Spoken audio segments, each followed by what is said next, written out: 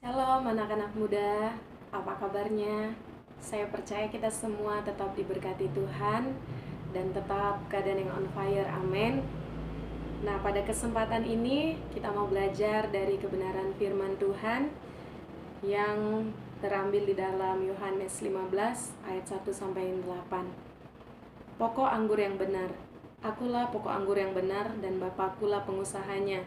Setiap ranting padaku yang tidak berbuah dipotongnya, dan setiap ranting yang berbuah dibersihkannya, supaya ia lebih banyak berbuah.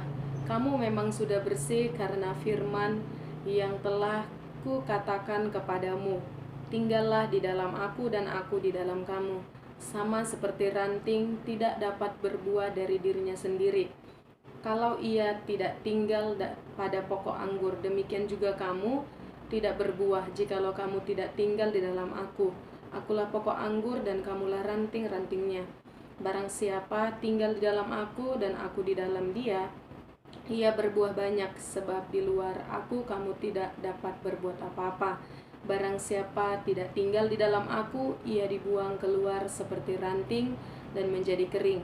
Kemudian dikumpulkan orang dan dicampakkan ke dalam api lalu dibakar.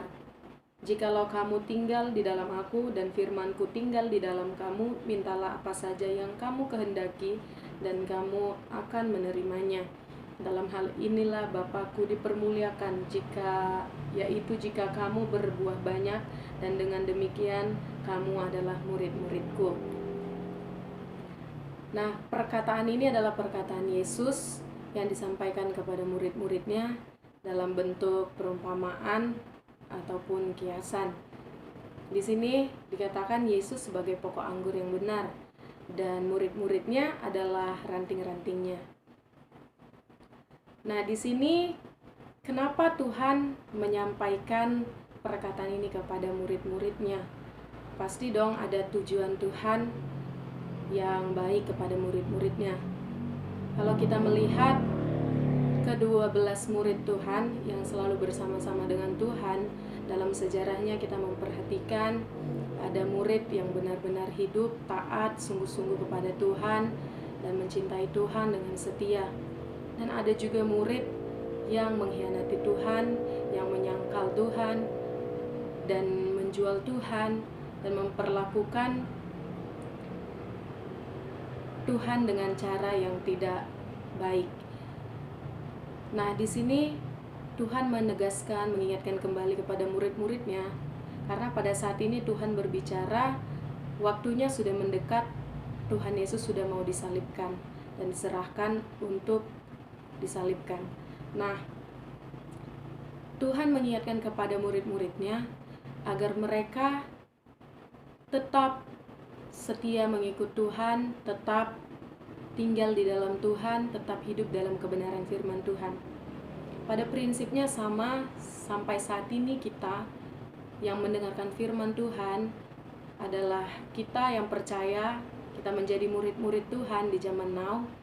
Tuhan memberikan kita nasihat, peringatan supaya kita tidak menjadi orang Kristen yang sebentar kita lupa sama Tuhan, sebentar kita meninggalkan Tuhan karena ada motif-motif tertentu, sebentar kita mengecewakan hati Tuhan, atau ada juga yang meninggalkan Tuhan, mengkhianati Tuhan dan tidak lagi kembali kepada Tuhan. Nah, untuk itulah Tuhan memberikan nasihat ini kepada kita.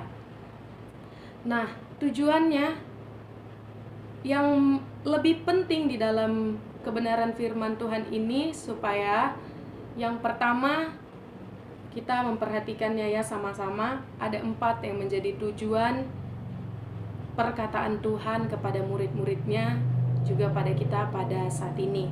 Yang pertama kita lihat ayat 1, akulah pokok anggur yang benar dan Bapakkulah pengusahanya. Tujuan yang pertama adalah supaya kita mengakui, terlebih dahulu kita mengakui keberadaan Tuhan sebagai pokok anggur yang benar.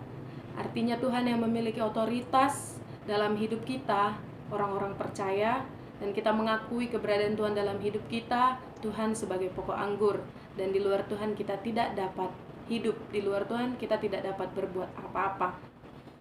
Dan tujuannya yang kedua, setelah kita mengakui Tuhan, kita mengenal Tuhan, kita dibawa kepada hal yang lebih tinggi lagi. Kenapa? Ada banyak orang yang hanya mengakui Tuhan namun tidak tetap tinggal bersama Tuhan, namun tidak setia, namun mereka mengkhianati Tuhan. Kita tahu murid Tuhan Yesus, Petrus juga mengakui Tuhan sebagai Mesias, sebagai guru. Namun kita lihat apa yang dilakukan Petrus setelah itu. Dan kita juga melihat ada banyak orang yang mula-mula dia mencintai Tuhan, mula-mula dia sungguh-sungguh melayani Tuhan. Namun ada hal-hal yang membuat dia mundur, ada hal-hal yang membuat dia kecewa lalu meninggalkan Tuhan. Untuk itulah kita mau belajar dari kebenaran firman Tuhan ini. Yang kedua yang menjadi tujuan Tuhan, supaya kita dapat berbuah. Setelah kita mengenal Tuhan, tujuannya yang kedua adalah supaya kita dapat berbuah.